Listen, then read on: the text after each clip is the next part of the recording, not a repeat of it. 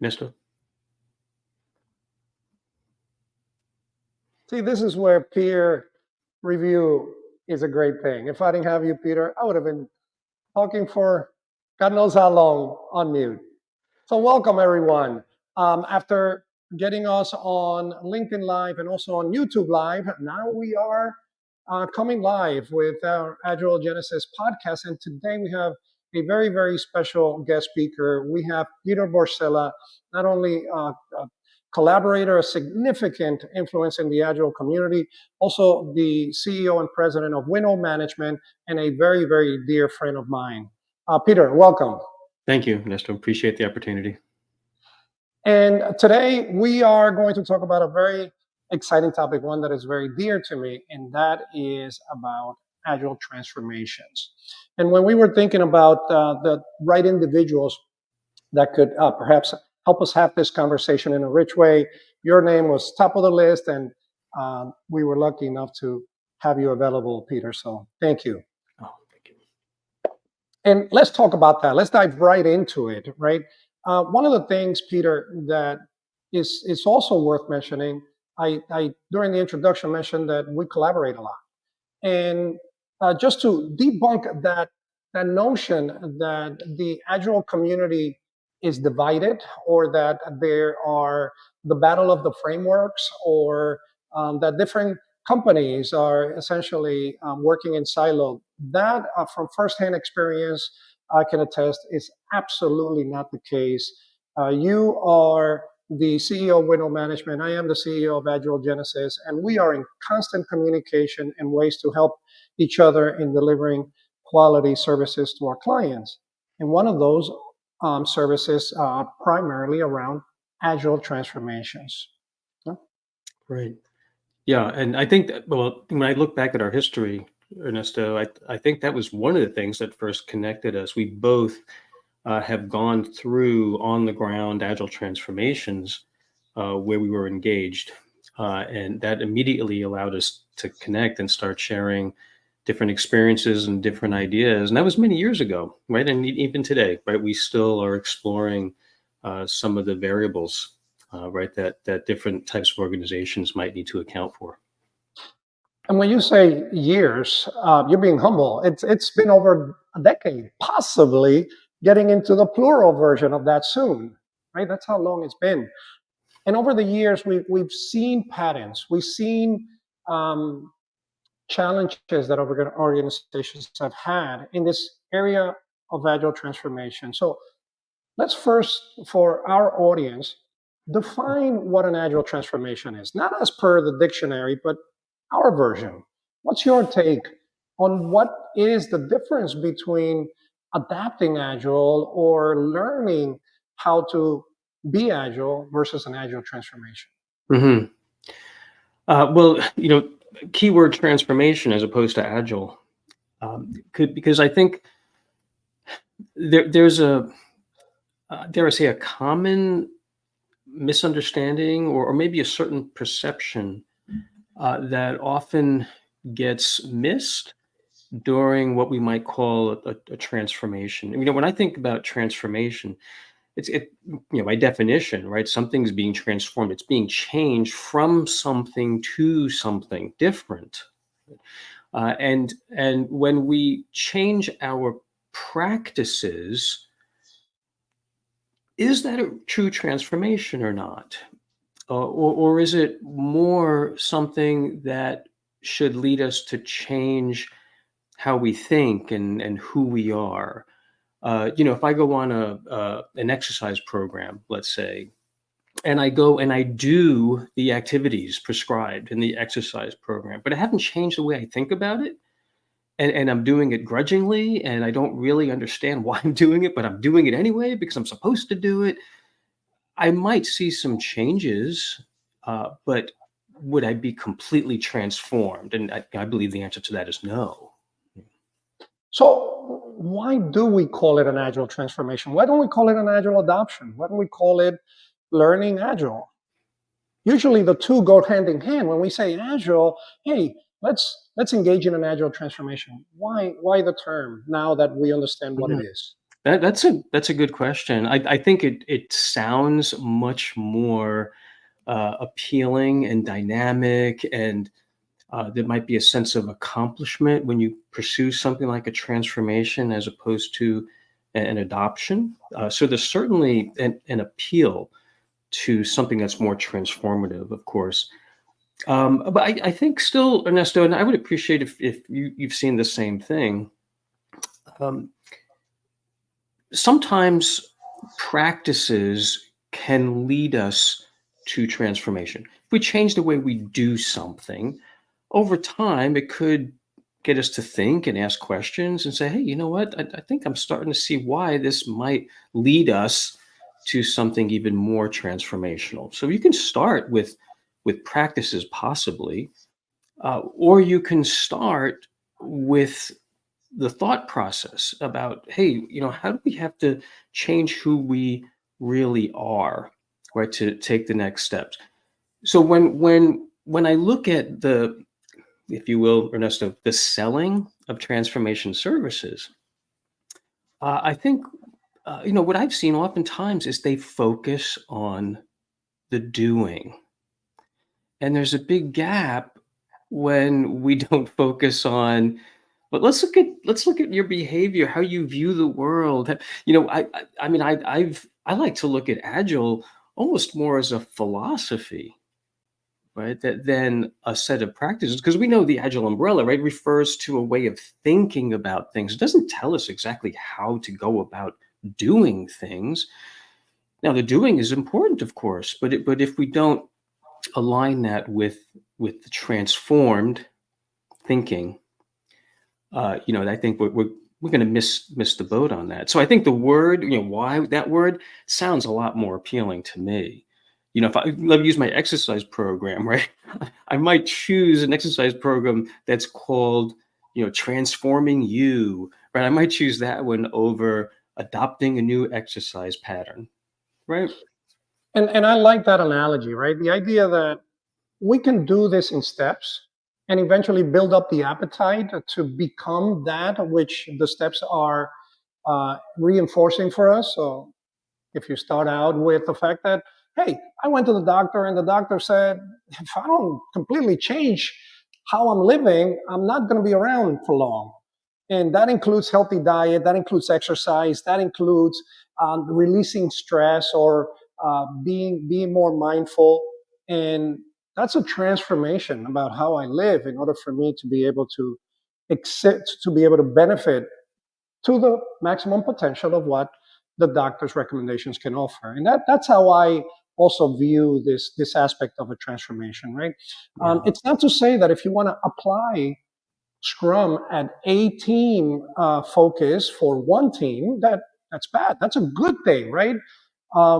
That's better than doing nothing. And in fact, it's a good thing to start to learn lessons from that. And then if you like what you got out of that, then why not do it to the next team? Why not do it twice? Why not do it four times? Right. And at that point, you begin to transform how those teams think together and how the organization itself is transforming itself. Right. Right.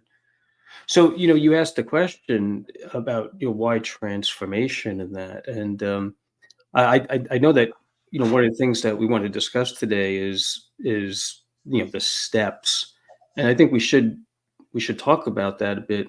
I just want to make sure that we could spend a few minutes at least exploring. I think that's a great question. I think for our audience too, right, to ask yourself, what does that mean to move through a transformation? Do you have a picture of where you want to be, right? That you need to move towards. Is transformation something that just happens and you don't know where it's going? Well, I think in an agile transformation, you are expecting it to lead to some destination. I love that, especially in a mature agile industry that we're in now, or stage of agile that we're in. It's really purposeful. It used to be agile was experimental, and then it became a competitive advantage. Today, it's about keeping up, right? If you're working in the old-fashioned way and you're not thinking incremental delivery. You're not thinking iterative. You're not customer centric. You're not observing and improving how your teams are working. You're going to be left behind. Yeah. And now it's a matter of keeping that competitiveness, and Agile is the preferred tool as far as how we work and collaborate. So when we go into an organization, and this is Peter and Ernesto's experience, and by the way, for the folks watching, we didn't rehearse this. This is literally us talking about how and what we do. And when we go into an organization, Peter, what's the first step? What's the first conversation? What do you just propose? How do we know Yeah.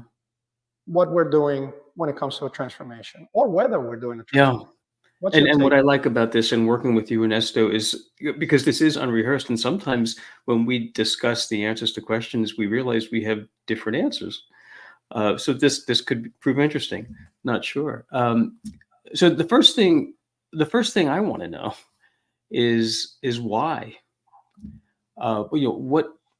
What problems are you trying to solve? What's keeping you up at night? What makes you think that you need to do something different? And the motives behind it, coupled with the improvements that you're trying to make, or the heartaches that you're trying to avoid, or to put to rest. That can lead us to understand that frame of reference that can then help us make some recommendations on what to do next. And interestingly, as you pointed out, Ernesto, we're in such a mature space now that to even ask the question, well, why? Why are you interested in moving to something that's more agile? Sometimes that gets surprised looks in response, like, well, of course, everybody's doing this, right? We certainly have to, stay with the times, but I suspect there's more to it than that, right? They're looking for something, right? And that's what I want to know first. What do you say? It's funny you bring that. That brings to mind something I recently wrote about. I had, in representing some of the merger and acquisitions work, and one particular client was very inquisitive about, because this particular financial deal had to do with an organization whose um, edge, whose market um, value was based on their agile and lean practices. And the client's question was, using me as an advisor in this case, well, Ernesto, if agile is so great, why isn't everyone doing it? And what was surprising to me was that I had to actually take a step back and think about that. Why isn't everyone doing that? Of course, to a carpenter with a hammer, everything looks like a nail. And I had to do some reflection and think about the potential bias in there. But the idea that how you ask that question today has changed over the years. Mm, Before it was, well, what is Agile? Or what's it going to do for me? Now it's about, why isn't it the standard, right? And but that also brings up a quite interesting um, challenge, and it's the one you mentioned, Peter, is defining the problem. What are you trying to solve, right? As you and I know, you can't buy Scrum and plug it in. It's not something you buy off the shelf. You mentioned Agile as a philosophy, and Scrum is a framework, and it's about practices that build muscle memory over time. So defining the problem, half stated, or a problem defined is a problem half solved. So going in blind and simply applying these processes or frameworks could not have the intended outcome. Yeah? Tell us about what you've seen in that sense. yeah, very, very much so. Very much so. So I go way back to our early days, Ernesto, and first learning about some of the practices, right, so associated with agile thinking. And Ken Schwaber, right, the co-founder of Scrum, uh, working with him in those early days, right, he said something that still sticks with me. Now, at that time, we were looking at discussions where we moved away from something more traditional, like waterfall, let's say. Right? Waterfall is not bad. This isn't a waterfall bashing discussion. It's just it's a way of working, right? And I remember him saying, um, if waterfall works, if waterfall is working for you, then keep using it. But why would you change if things are going well? So if we ask those questions, those probing questions, is it possible that we could determine, you know what, this isn't a traditional versus agile problem that they're experiencing. It's a vendor contract problem, let's say, that they're experiencing, and has nothing to do with whether they're more agile or not. It has everything to do with their legal arrangements that have been set up. I mean, it's possible, right? That they could be doing so well, but they think by moving to agile they have to do that, right, in order to stay current and all those other things. Now, in all honesty, I have found that to be very rare. Finding an organization that couldn't benefit, right, from becoming more agile. But why isn't there more of that? Well, it's hard, and then second of all, it's I have to accept the possibility that for some they believe everything's going pretty well, for them, and there's no pressure. I mean, let's go back to John Cotter, right, and leading change. What are the big reasons for this? Uh, Active desperation and visionary leadership. So active desperation points to a whole bunch of problems that we're having. But what if everything's going well? Then maybe it takes some visionary, right, to say, hey, but we could be even better, right? Even if I don't have a list of heartaches, we think there's still opportunity for us to be even better. And can going through an agile transformation reveal to us some of those opportunities that maybe have been hidden using our current approach? Tell me if this sounds familiar to you. Um, I rarely have a first engagement with an organization who says, "Hey, Ernesto, everything's going great, but we want it to go better." I Yeah. can't think of one, right? Usually, we have X or Y issues, and I'm being kind, right? Sometimes organizations are simply in very very challenging situations, and we got to fix this now. Whether that is lack of alignment, the teams are not working on the strategy that we set up, and we don't know why, and we need to fix that, or whether it's we simply are not delivering. We've haven't had a successful delivery for the past 3 months, and or whether it's the fact that we got a deadline coming up and we know we're not going to meet that deadline, so we need all the help we can get in trying to meet that. Yeah. There are many many different scenarios, but those tend to be at the top. There are probably more. We could spend a whole day on that conversation, right? The challenges that we tend to address during transformations. But then something interesting happens. When we engage and the customers begin to see the benefits of how they're working and that this has helped them in solving some of those challenges, then we get those follow-ups that are about, well, can we do it for this team? This team is working well, but from what we've seen here, we can do it there and they could be better. Can we do it for this department? And so on and so forth, right? Right.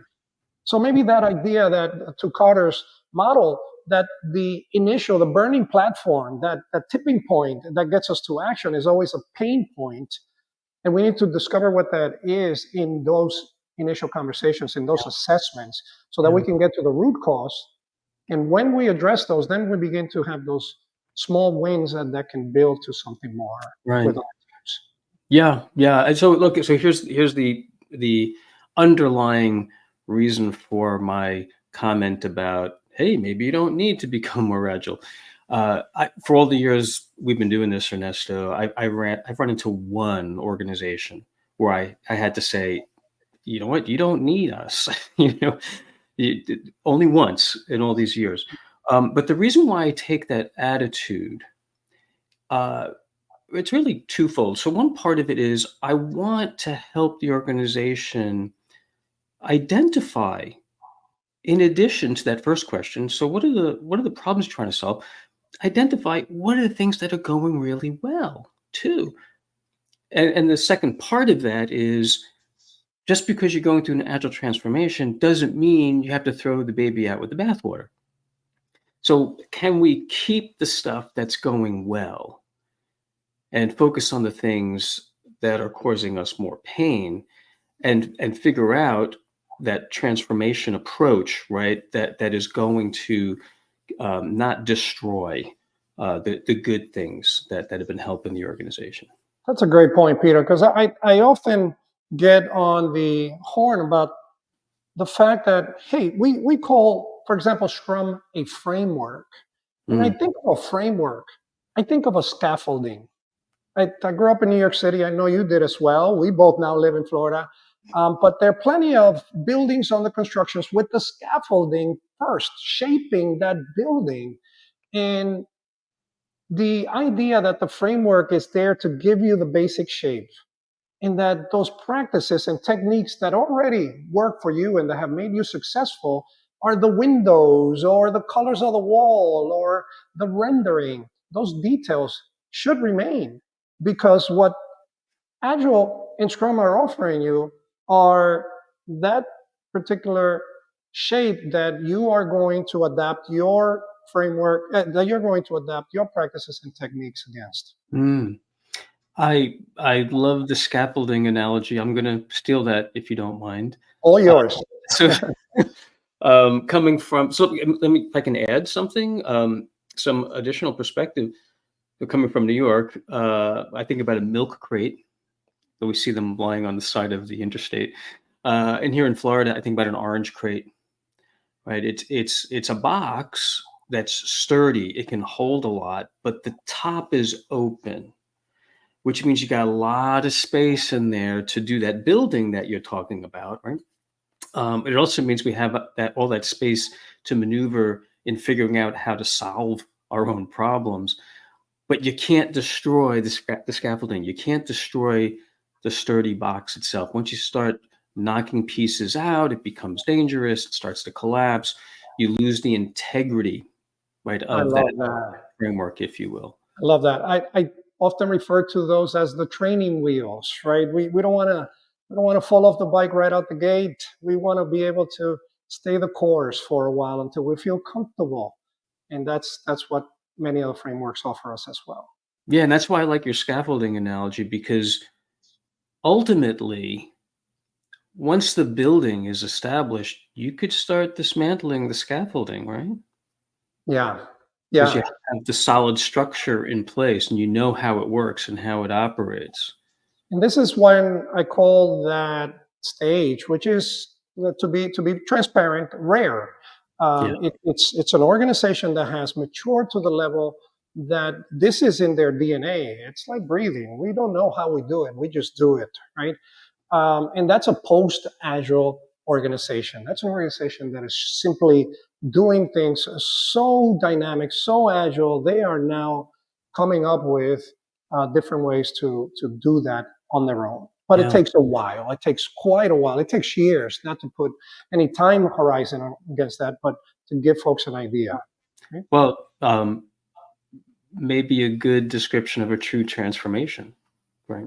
I love that. On the Mm. other end, right, when we come out the other end, and that brings me to a point you made earlier, Peter, and that is, you've had a conversation with one organization where you say you don't need us. I often see my role in our role as agile coaches to put ourselves out of work as soon as possible. That's my job. Yeah. And that is by creating individuals that are autonomous, that are self sufficient. And I can say, you don't need us anymore. You are now well on your way to growing as a self managing, self organizing, agile organization. That is what we all strive for when we engage in an agile transformation, in my Yeah, opinion. I agree. And I think there were a few things more satisfying in our line of work, Ernesto, when you could depart and know that they've got it. They can pick up the ball from where we have helped them. and take over from there. Yeah, I agree. I think for us to do anything other than that is contradictory, right, to what we're trying to promote. Our efforts, right? So training, of course, give you some good, solid foundational information, but on the job coaching, helping teams, on the job, on the floor, even if it's virtual, right?